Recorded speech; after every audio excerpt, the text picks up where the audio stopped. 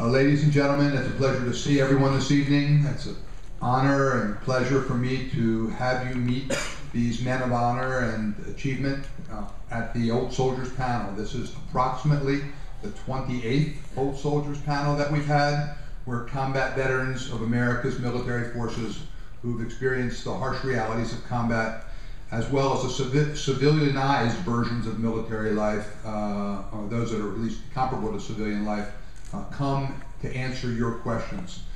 This course, which has been taught for these 30 years I've been teaching the course in warfare, it's really come to have a deeper understanding of what it's all about to serve and what it's all about for students to learn.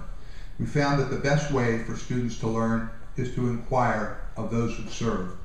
And so the way we're going to proceed is I'm going to have each person introduce himself, and after each person introduces himself, then we will have a response to my first question, and then roughly 9:20 or so I'll cut off the questioning, and then we will break, and you can meet the individuals at the rear where their artifacts are located to talk to them individually and have a brief conversation with them.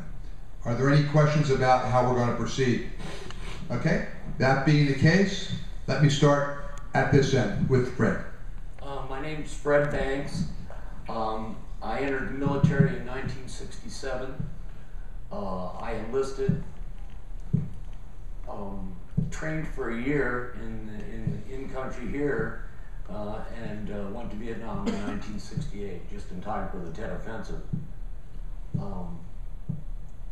Other than that, I don't know what to say. Okay, well, we'll get back to you with the first question. Dick, just say who you are and maybe your relationship to the college. Yes, my name is Richard Deal. I graduated in 1949 from Whittier.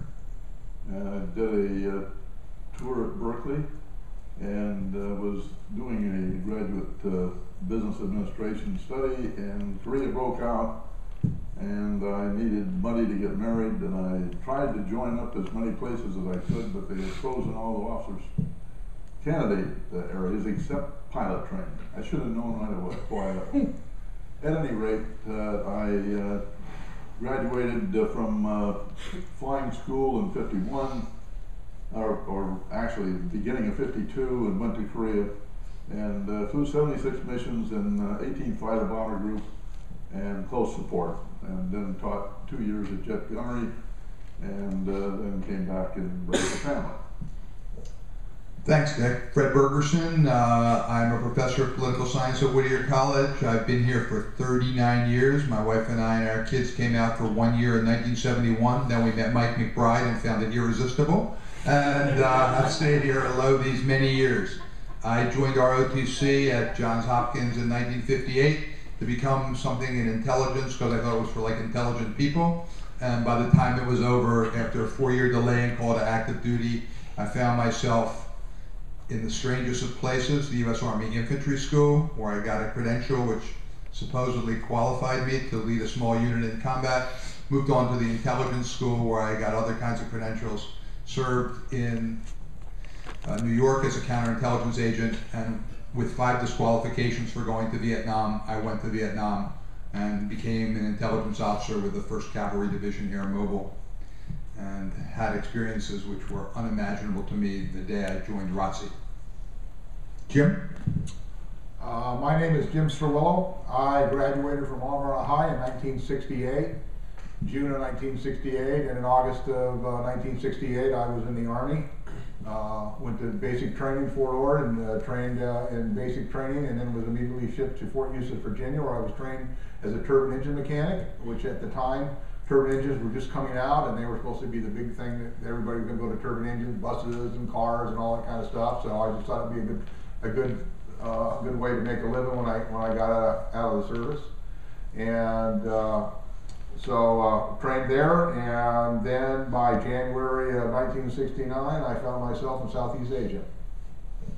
Thanks. Joey? My name is Joe Flores. Graduated in 97 from Modern Day High School. Tried to do the college thing, didn't work. Ended up joining the Marine Corps in 2000. 9/11 hit, next thing you know, ready to go. Got sent to the sandbox in 2002 prior to the assault, and 2003 during the assault. I was a military police officer. I dealt with you name it, from high risk protection to ending prisoners of war. A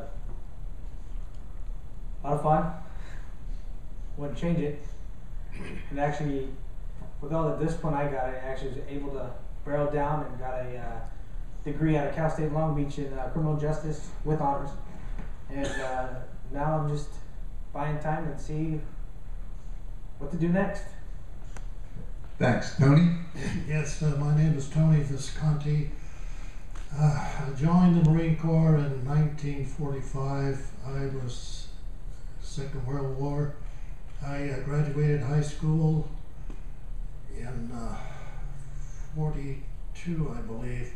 I had some kind of an aspiring baseball career. I had a tryout with the Yankees at their farm club. But at that time, Pearl Harbor, December 7th, 1941, was attacked, and this country was in extreme difficulties because of the sneak attack, and the country was united in going to serve, to fight back. So at 16, I wanted to join the Marine Corps. My father wouldn't let me because obviously too young, and he said, you'll have to wait till you graduate high school. In the interim, I had 3 other brothers that joined the service. 2 were in the Air Force, 1 in the Navy. And finally, when I graduated high school at 18, in the interim, I had a tryout with the Yankees, with some of their farm teams, and they told me that we'll talk to you again when you're 18. But the country was in dire straits, so at 18, I exercised my age insofar as going to the draft board and volunteering for the Marine Corps. I went to boot camp at Bergerson, South Carolina. Served combat duty in the Pacific. I was in the invasion of Iwo Jima. My division raised the flag up at Mount Suribachi, and I was up there the same day the flag was raised. That's it. Thanks, Tony. Now, ladies and gentlemen, feel free to ask any question. The ground rules are simple. Any courteously asked question is acceptable, no matter how cutting the implication of the question, no matter how serious or grave the subject matter, or how frivolous and easygoing the subject matter may be. You call it, you can ask all of us, one of us, or let us decide who's going to answer. So, gentle persons, who would like to go first? Sir. This could be to anybody, whoever would like to say have the best answer. What was one of the most trivial or obscene orders you have ever had to follow, and what made you how did you justify obeying it? Thank you. Let's start with Fred. The question is, what is one of the most trivial or even obscenely trivial orders that you were required to carry out, and how did you deal with the obligation of carrying out if in fact you carried it out? So Fred, did you have one of those goodies? Well, I don't know about, repeat the question again. Like, was there ever anything that you just, why am I risking my life for this? Well, I was a paratrooper, combat infantry paratrooper. I was on the ground. My job was like you see in the movies. Okay, it's not like that, but that was my job. I was a combat infantryman, and the only thing that I can think of that in Vietnam, nothing was really trivial. I mean, you were at such a heightened sense of awareness that everything you could take in, you took it in. One thing I did learn about orders, though, on my 3rd day, I lost my best friend, was killed, and he was given an order to go out into an open area and check out a dead body, and he got killed for that. So that, to me, it taught me that, I'm going to follow orders and I'm going to do what I'm supposed to do, but I'm not going to do anything stupid.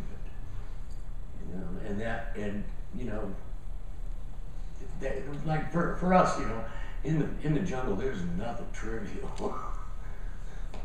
Dick, did you have any trivial or silly order that you were required to carry out, and did you carry it out or evade it? Well, I like the word obscene. This wasn't a trivial, it turned out it wasn't too trivial, or it was a big problem, but it was obscene. We had what they called MPQs in Korea. It's when weather is real bad, and I was a fighter bomber pilot. I flew 51s, one person in a plane, and when you got to the target, if the weather was socked in, you couldn't do your normal dive bombing, strafing, and so forth. So radar would take on the program and guide the flight of 4 over a target, and by doing it by radar, I don't know how successful it was, but they'd drop the bombs, and that was fine. Coming back, we happened to have a new captain, a fellow named Riggs. It was probably his 4th or 5th mission that he was leading in item flight, which was our flight. You lived together in tents and so forth, and so you got to know each other. Well, he came in and replaced a tremendous captain before. And he said, okay, we're going to do a penetration, so put it together, and much less words than that over the radio. But anyway, he wanted everybody to come in, and he dropped down through the overcast without really knowing where he was. And it turned out that we broke out in between 2 very large hills, which meant that it was just lucky as hell. And we didn't all wipe out at that time, and then we all struggled back up. It was this kind of stupidity to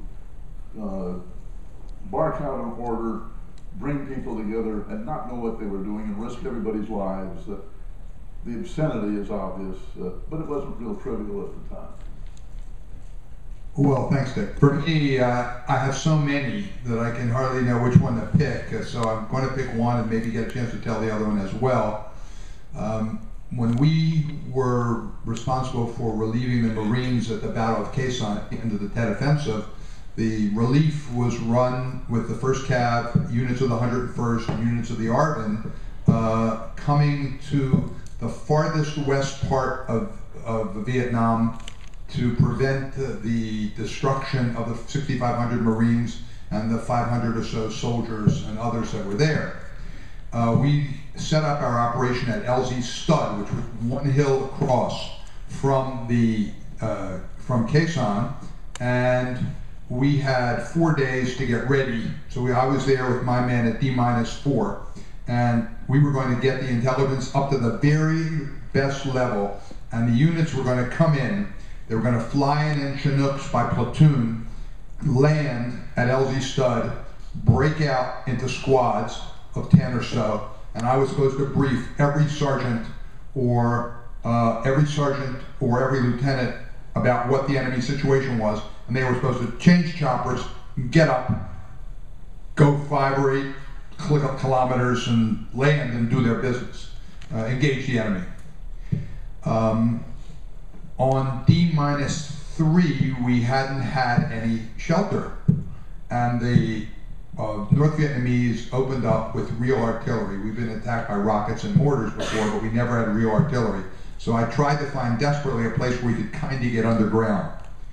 Bulldozers buried themselves to protect themselves by digging down with that big blade in front as low as they could get. So the front was completely protected, and then the back was kind of sticking out a little bit. And we persuaded a bulldozer guy to get the bulldozer out of this area, and in the corner, my men could crouch down or sleep and have protection on 3 or 3.5 sides in case the artillery came in, as it had been coming in. So for me, I was so grateful that we had this place. The next day, one of the division sergeant majors came up to me and said to me, "You need to get your men out of there. I have the general's Connex, that is container, and he needs to get it. It's important. He needs to get it protected. You need to get your men out of there." And I said, "I don't have any place to go. Every place else is flat. This is the only place we have protection from artillery." So he said, it's the general's Connex. Now I knew the general slightly, and he was a fairly reasonable guy for a general. And I said, so what's in the general's Connex? I know what these big boxes look like, but what's in there? He said, the stuff for the general's breakfast, his eggs, and the other stuff for his breakfast. So now you know, all of you know me, right? Am I not a lovable guy? I'm not bellicose, right? Very easygoing. So I unbellicosely took my hand and put it on top of my 45, and I said to the guy, listen, if General Tolson comes here and tells me to go out of the way so his eggs can be protected and his men will be out in the open, I will do it unhesitatingly. I will not talk back, I will not give him a hard time. But until the general shows up and tells me to put my men in jeopardy for the general's eggs, we're staying here. And it turned out that the guy lacked the guts to go ahead and push the general out front, or the general would have gone crazy, or he realized just how obnoxious he was to put the general's eggs in front of my half a dozen men. Trivial? Indeed. But life and death. Life and death. Jim? Well, the military is very effective. Just talk, Jim, they can hear you. Okay, very effective with what they do and getting you to do things. And the three of the things they use the most to get you to do things is the threat of losing rank, the threat of losing money, or the threat of going to jail. Okay? Now, when I first got to Vietnam, I was in a maintenance platoon, and the maintenance platoon's in charge of the motor pool, the trucks and the jeeps and all that stuff. We're the maintenance in charge of all the helicopters, getting them all ready. They're in charge of the camp, or the food service, the mess hall and all that kind of stuff. So maintenance got a lot of things go on, but what they made all the maintenance people do, because they work normal hours, was basically get up at 6 o'clock in the morning, stand out in this big long line, spread out, shoulder apart, and then walk the company area and police the company area. Well, that's not a problem. I don't mind going there and doing that along with everybody else, but, I'd come along to a cigarette butt and I'd just cover it up with a little sand. Well, the XO, who's in charge of this thing every morning, sees that I'm not picking up the cigarette butt and comes over to me and says, "Trooper, you didn't pick up that cigarette butt. I saw you cover it with your boot." I said, "I don't smoke the nasty things. I'm not going to pick them up." So he goes, "You will pick that up." And I said, "I won't pick that up." The next thing I know, the first sergeant's over there. Now, he's busy doing other stuff. He doesn't even show up for this morning thing. All of a sudden, the first sergeant's there. So I got the first sergeant yelling at me, and I got the XO yelling at me, and I'm still going, "Look it, I'm not picking up this nasty thing. I don't smoke them. Why should I pick them up?" So then the CO comes over, and then I get the threat of going to jail. So of course I pick that cigarette butt up immediately, and as soon as I get back in line and start walking down, I drop it and cover it back up and go on about my business. But to take my time and waste my time about not picking up the cigarette butt is just typical of the military and some of the stupid stuff they do. That's true. That addresses your question, doesn't it? Okay. Joe? As a Marine, everyone's a rifleman. Well, my secondary job was an MP, and I had to uphold the laws of war, how people should be treated, how they should be treated. And that challenge, that was an easy fix, but it challenged me morally and ethically, at that time. Now my views have changed. You gotta handle these people like, you can't really handle them as animals. At the same time, they are to an extent. It's just a war in general. And to see them being, mistreated, this is way before Abu Ghraib. Seeing mistreated to an extent is just, it's horrifying, don't get me wrong. But my rank at the time, if I would have said something, friendly fire is still a death, no matter what. I'll tell you that right now. And with the tight unit that I had, you had to be on the same page. If you're on the same page, you're done. You can't go on. You have to shut off what you've been raised right to do, to survive, to go home. And with me at the time, I was married, I had a kid, I had my kid, and that was the main thing, was going home. And it's to know, you know, will I be forgiven? Hopefully, I don't know. You know, he's saved, you know, hate to be religious, but he saved me up to this point. But at the same time, you kind of have to bite your tongue on certain things. There's times where it's gone overboard, there's times it doesn't go overboard. And you realize that I put in my head, I go, wait a minute. Maybe it's that guy's job, the intel guy's job, you know, whatever he has to do to get information. For all you know, it sometimes it's just, that's the main thing that was challenging was keeping my mouth shut, period. Because I survived this the first time, I gotta survive the second time. And there's no ifs, ands, or buts about it, you know. It's bad enough we're in their backyard, but look what they did to us, to an extent. But at the same time, you know, it's not a game of chess anymore, or checkers. It's a combination of different games. And it's just, for me personally, it wasn't so much the orders. I can carry out an order, no problem. What if it was totally absurd? I'd work my way to still get the job done. But the main thing was the morals and ethics that challenged what I was raised by. That was the main thing. And it's hard. You gotta learn. You gotta learn to shut it off. You gotta learn to put yourself in a different light. You know. Yes, this is my job, but I can't do this. But at the same time, it's like if you gotta put yourself like, if that was me, what would I do if I was not the guy taking the beating or the harassment? You know. Luckily, I didn't have to go through that. You know, I'd voice my opinion. Hey, knock it off. Get him in the truck. Move. Let's go. That was it. All said and done, squash. You know. No one ever challenged me just because. Let's just say when you bail somebody out several times, it's like, all right, Joe, I'll leave you alone. Cool. But that was the main thing. Just the morals and ethics that was challenging to what you're trained to do, trained to become. And not necessarily a killing force, but a force to protect what's in the best interest of America. Thanks. Tony? Yes, well, I can remember boot camp at Parris Island. Now, Parris Island is an island. It's surrounded by swamps, and it was a major training area for Marines, for Marine boots. They call us boots, and the Army's basic training means the same thing.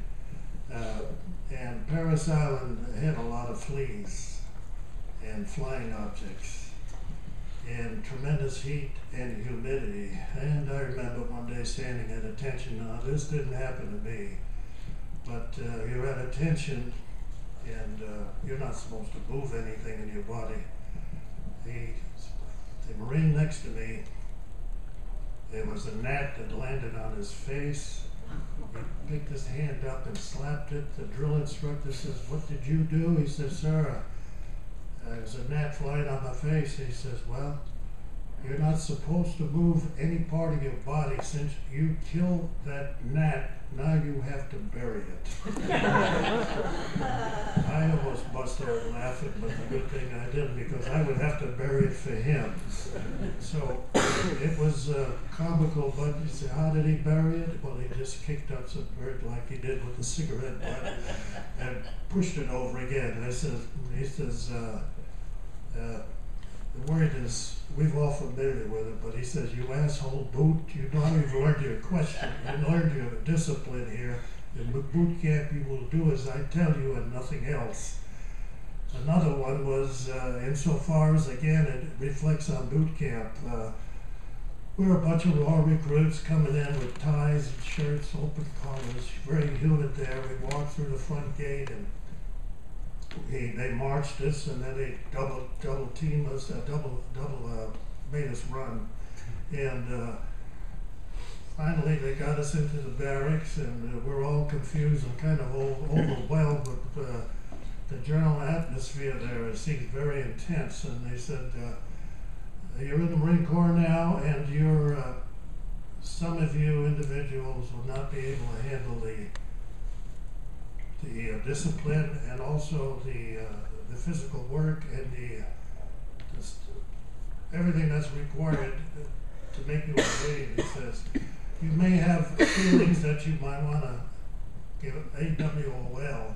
He says, if you try to get through and try to jump the base, he says, if you go through the front gate, we have shore patrol there that'll stop you from going across.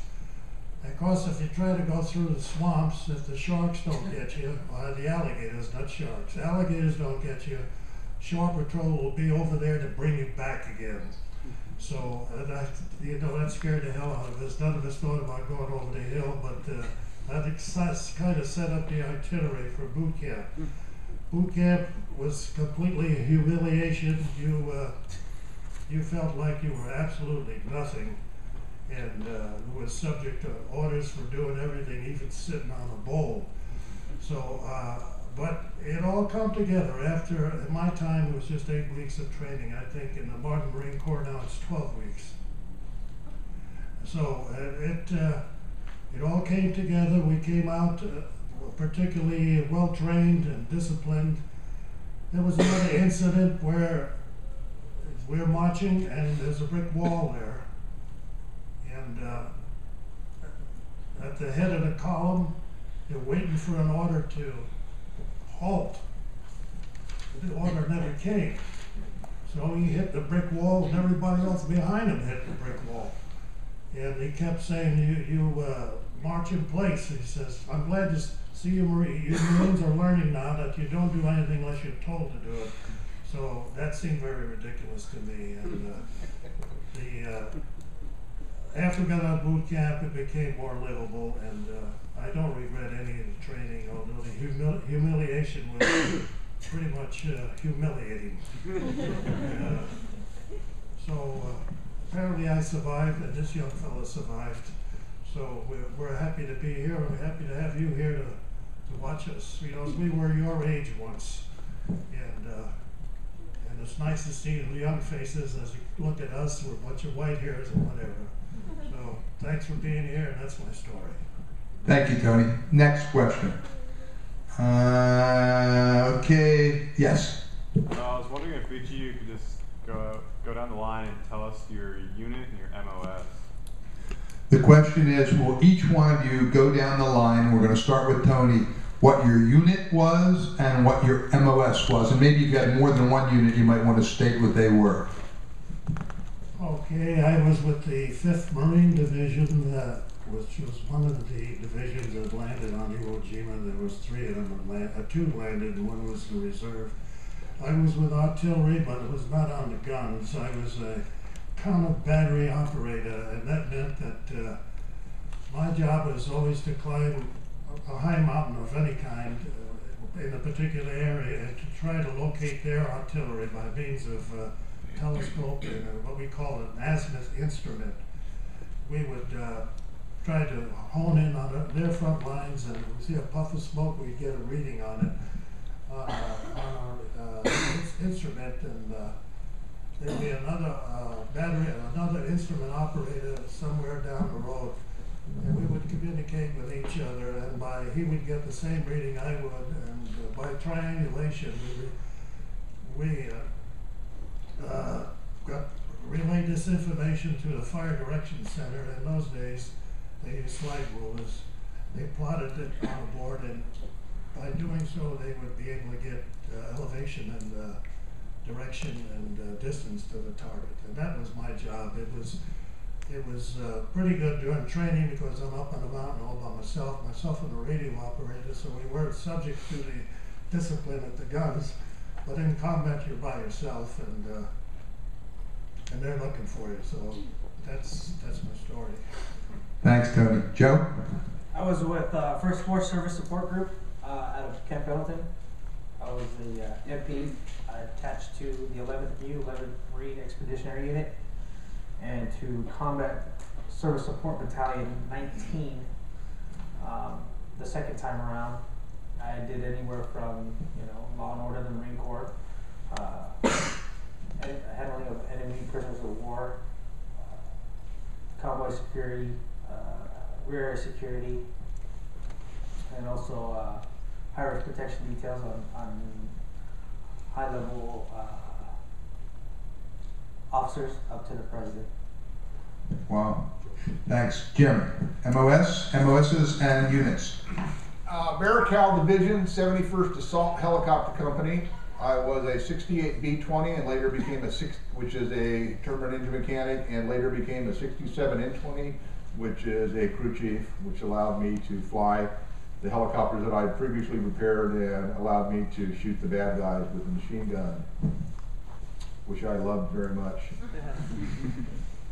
I was the first place I went was the United States Army Infantry School, Fort Benning, and I graduated a 1542 small unit combat infantry leader. Then I went to intelligence school and I got the MOS 9300 Order of Battle Officer, and I stayed on for 5 months and got 9666, which made me a counterintelligence agent. I was a counterintelligence agent in New York City with the 108th Military Intelligence Detachment. We did background investigations, protected big shots, tried to get a guy who wanted to shoot the president, and other counterintelligence functions. Then I went to Vietnam and I served in the 1st Cavalry Division Air Mobile with the 191st Military Intelligence Detachment. And in the 191st Military Intelligence Detachment, my first job was a counterintelligence agent, chief of the counterintelligence rear in An-Khie, where I used my 9666, and then got up north and during the Tet Offensive, and they told me I was taking over Order of Battle. I said I didn't even remember what Order of Battle was. And they said it was that little course that you took early on. I said, you don't mean the map reading course? I said, well, it's very difficult for me because, in infantry school, I failed the map reading test once, and then I went out again, and I had a letter because I was the only first lieutenant who failed the map reading test, so I was the commander of the failures. And then a rattlesnake appeared during my second map reading test down in the field, and I failed it a second time, so I was not qualified to serve as an order of battle officer, and nevertheless, it seemed as though the colonel was insistent. I suggested that I really was a counterintelligence agent and I should do it. He said, no, you need a man of your maturity to take over the order of battle section. I said, well, sir, if you knew my wife, she would assure you that that kid in there now is more mature than I am, even without ever having met him. He wasn't buying it. So I said, I'll tell you the truth, sir, I don't even know what it is. He said, it's the map reading officer. I said, so I told him the whole story about how I failed map reading test and I really wasn't qualified to be the head of 25 map readers. And he turned to me and he said, well, this is how it goes. We're being attacked in 2 hours. Now you get your ass in the tent and figure out where the enemy is. It's up to you. And that's the Army way. It's up to you. It's on you. Figure it out. Dick, your MOSs and units. Was in the U.S. Air Force, the 18th Fighter Bomber Group and the 67th Fighter Bomber Squadron. Our job was to give close support to the people that were on the ground in front of us. We were stationed at K-46, which was in Manju, and the bomb line was probably maybe 30 miles to the north, something like that. It moved. But our job was to give close support on what they called JOC alerts. Those were Joint Operational Commands. You'd sit either in your airplane or you would be in the ready room, or it depends on which kind of JOC alert you were on. It could be if you were in 1 or 2 or 3, then you'd have to be in the airplane, have started the airplane, get it warmed up, and then turned off. As soon as it came down that they needed something, then we'd fire up and take off. We did, our armament was nothing compared to what they have on fighter bombers now, but we carried 2 500-pounders. We carried 4 5-inch rockets and 1,800 rounds of 50 caliber machine gun, 3 in each wing. And so we had jock alerts and we had group GAGOs, which maybe every available plane or pilot in our squadron, and we could probably put 18 to 20 in the air at once. And you'd go for a bridge or a rail cut or a tunnel bust or something like that. And the third thing we did was occasionally we would do a rescue over. There were 2 islands off Korea. If you look very close to, by the way, the shelling that took place here about a month ago, that the North Koreans shelled islands which they claim are north of the parallel line that they drew down, and it's actually in the south. But at any rate, it's called Chodo, and then there was one on the other side, Yodo. And when somebody got shot up and tried to make it across the line, they would usually go to the ocean. We controlled the seas and the air, and we capped them. And then after I got back, after my missions, I taught jet gunnery for 2 years. I'm sorry, Dick, did you have an MOS or job title of some kind? I never knew what numbers they were. You guys impressed the hell out of me. That's because we're all mathematical whizzes. Fred. I was 11B, 4P when I got out. The 4 stands for I made sergeant. I was an E5 when I ultimately got out. When I got to Vietnam, I was assigned to Bravo Company, 1st of the 502nd Infantry, and these guys. And then I was assigned a platoon, but my MOS was basically infantry, airborne infantry, and my job was finding them and doing away with them. Fred, did you have a nickname for the 11B MOS that you could tell us? Yeah, I know. No, well, you know, we had all kinds of names over there. They called us grunts. They called us boomy rats. They called us line dogs, and a couple others. Ground pounders? Ground pounders, gravel agitators.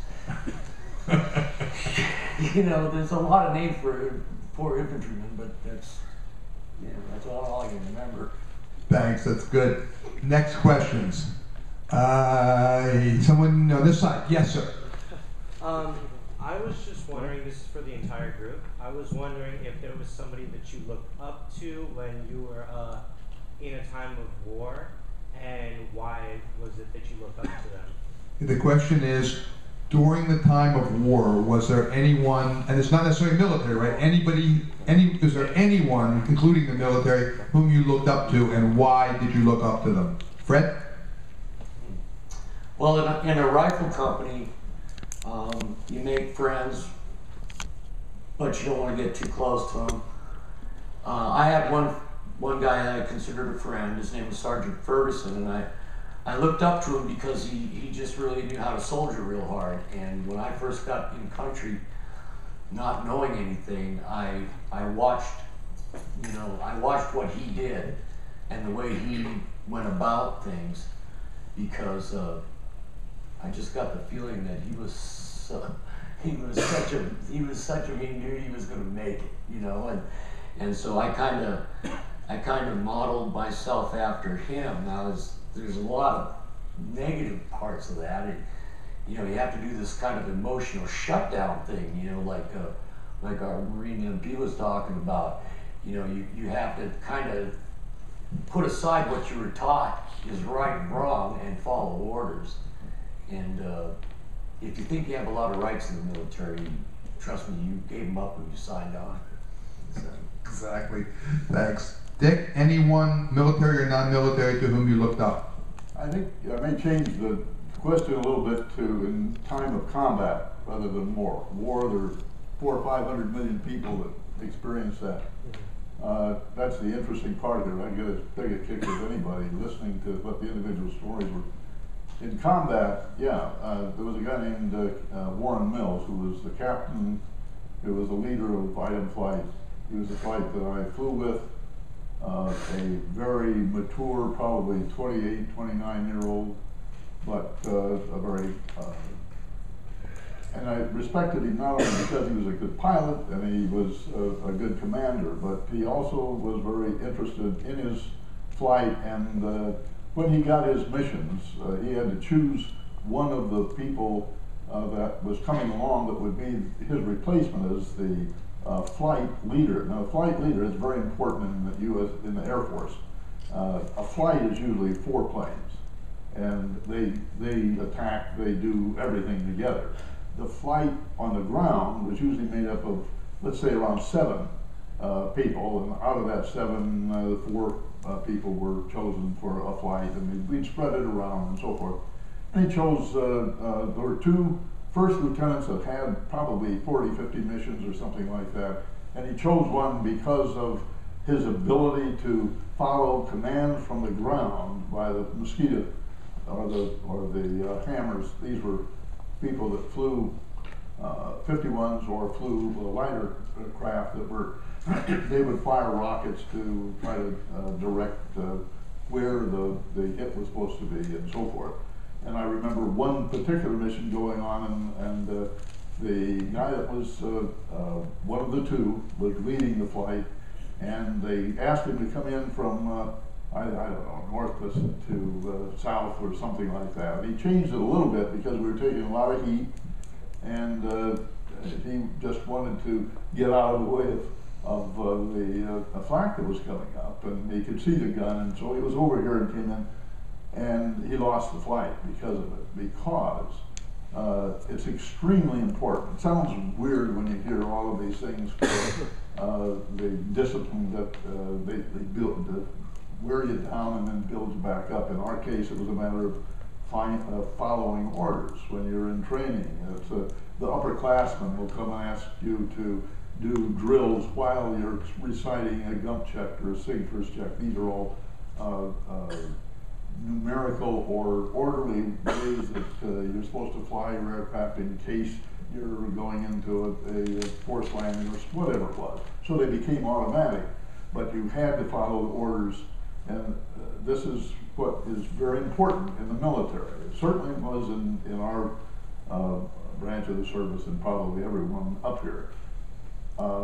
He was so attuned to that that's how he replaced the people coming up in this flight. But a very bright guy. I corresponded with him afterwards. Very impressed with him. For me, when I became the Order of Battle Chief, we had the G2 who was a full colonel, who was an infantryman, and often the infantrymen who got to be G2s weren't too happy about it. They wanted to be in the field. They wanted to be, if they had to be on the staff, they'd rather be the G3 operations instead of the G2 intelligence, which was slightly lower status. I try to encourage my men to be very innovative and think freely and come up with ideas. What could be going on here? What does this mean? What is the meaning of this other thing? Sort of like hot news in the morning. What is this involved in? Explain it to me. So we go from there, and one time I had a big idea, and the big idea was, I think I know how the war may end. The Russians may come and take one of the small towns. When the Vietnamese, our enemies took a small town, the Russians might come in with women and children right away, ambassadorial level personnel, and take it over and declare that that was the capital of free South Vietnam, and make us kill Russian diplomats if we wanted to take it back. So I wrote up a page and I gave it to the colonel, and I said, you know, I understand these guys aren't open-minded and so forth. You certainly don't need to endorse it, but when you go to lunch, when you get up to the Corps, why don't you just sit around and chat with them about it? Or maybe you have some ideas about what to do with it. Let's just play around with it if you can help me out. Tell me what somebody thinks. If 1 or 2 people say, forget it, I promise I won't bother you with it, but would you be so good as to do it? He was not so good. And when I asked him about it a week later, he said, how could you expect me to endorse such alarming conclusions? By the way, that's not the words, that's the words from Command Decision, if you recognize them, from Walter Pidgeon. How could you expect me to endorse such alarming conclusions? Well, so instead of just sitting around and talking like a guy having a hamburger, he couldn't do it. Well, that guy left. And we got a hard-charging infantry lieutenant colonel, major, then promoted to Lieutenant Colonel Spry. This guy loved intelligence. He said, if you guys produce stuff, I'll make sure they use it. We'll be involved in targeting. We'll make the division go. It's going to be great. He went out into the field with the lower level guys. He couldn't get enough of it. And he really loved the order of battle people. He loved my 20-year-olds that I work with, or my men. And that guy, I loved him. You know, he took care of me. Our major, who was in charge of our unit, was sadly lacking in many of these gifts. And our colonel ultimately told him, get out of the way, let these smart college guys do their thing, speculate, organize, come up with notions, and share them with me, because that's the way I want to operate. And I respected Colonel Spry, and for the last couple of years I've been trying to see if I can find him, and had no luck. But because there's a book about a battalion he was in and during the Tet Offensive around Way, and if I could find him, I'd say, you made the hours and days and weeks away from my family more bearable because you gave a damn about what we were doing. Jim? Okay, people I looked up to. Well, I was born in 1950, so when I was growing up watching TV, I saw a lot of war movies.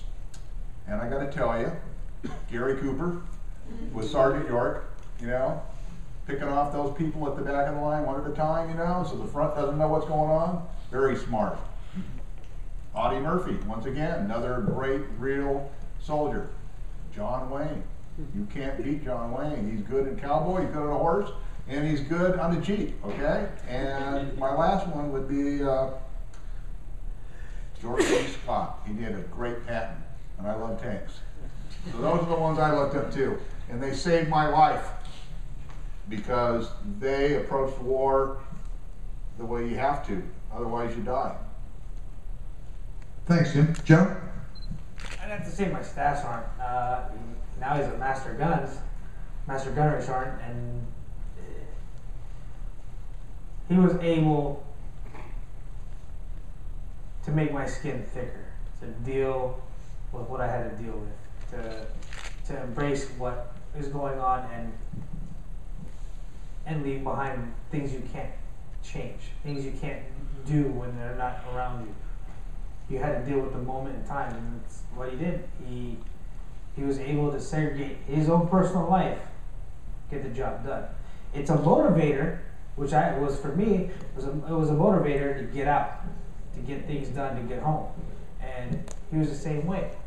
He wouldn't say much about it, but you knew he was thinking. You knew he was worried about, you know, his daughter, his wife, what was going to happen back home. But he didn't have to say it. You could see that, hey, I got those issues, but that's not, I can't touch them. I can't do anything with them. And then that's what I learned is now, if there's a job at hand that has to get done, I get it done first. Then I worry about whatever had happened or is going to happen, you know, that I can change. And that was the main thing, was to not only deal with the BS of the Corps to an extent.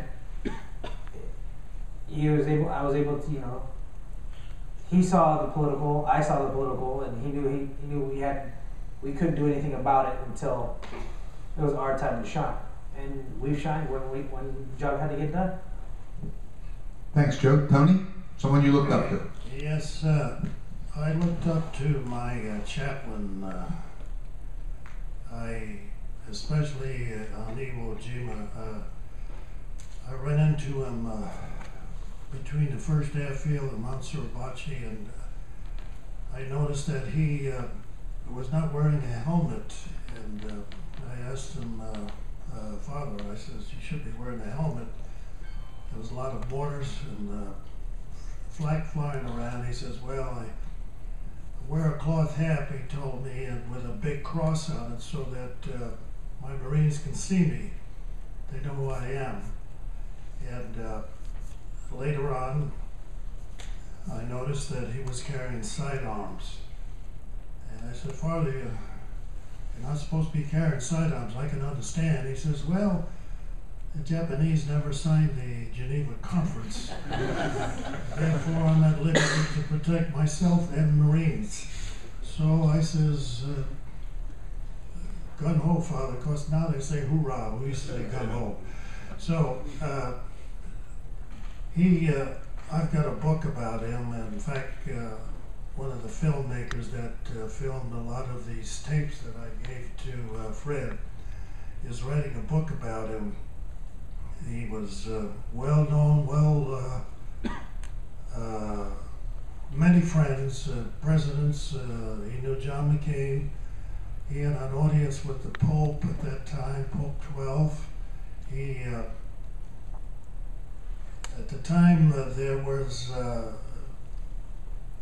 tremendous artillery barrages and water barrages. I mean, we were being deluged because the Japanese were mostly all underground there. There were 11 miles of tunnel there. I don't want to get into that right now, but we didn't see them, they saw us.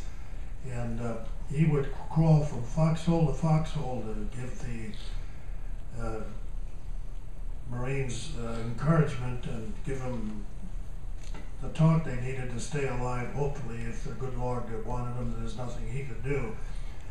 So he was well liked by his regiment, the 28th Regiment, which was the regiment that was assigned the capture of Mount Suribachi, where our flag was raised 3 days after we landed.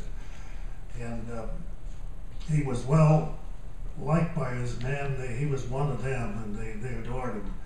He was tough. He was tough. When he said mass on camp or on Iwo, he said mass on top of Mount Suribachi. And they were, the snipers were trying to knock him down, and each chaplain has 1 or 2 bodyguards assigned to him. And the bodyguards grabbed him by the neck and pulled him into a hole. They says, "Father, the mass is over." He says, "No, sir, it's not over. I've got to finish it." So, meanwhile, the news went out, or actually the locations were determined as to where the sniper fire was coming, and they were able to take care of that. He got back up again and said his mass, and he finished it. He, at one particular time, and he told me this personally, and I got to know him real well, and after the war, he retired to New Jersey, had a home, and well, let me back up a little bit. He told me some stories about Iwo, and he was walking down the trail with his regiment there, and he had to urinate, and we were told not to go off the beaten road because there'd be landmines there. You don't know what's laying there, but he still had his humility, so he walked off the road and into a bushy area and started taking care of himself. And when he saw a Japanese soldier come out of a cave, and he was stunned. He didn't know what to do. The soldier, he just looked up at the air, and he saw some corsairs coming in, strafing the ground, and he ducked back into the tunnel again. When Father was through, the soldier came out again, and they looked at each other head on. And Father says, "I don't know how I did it, but I took my .45 out, and I shot, and I missed him." He says, "But I've got him in the legs, finally, because he was ready to shoot me." Immediately after he shot him, he yelled out corpsman, which means medic in the Army, to come over and take care of this individual. So he was very tough. When he said mass, quite a few Catholic people, after they receive communion, they go out to church. They don't stay. And he would start his mass off by saying, "Nobody leaves till I leave," and he tell the shore patrol to lock those doors in the back so nobody gets out of here till I leave. So we just love the guy.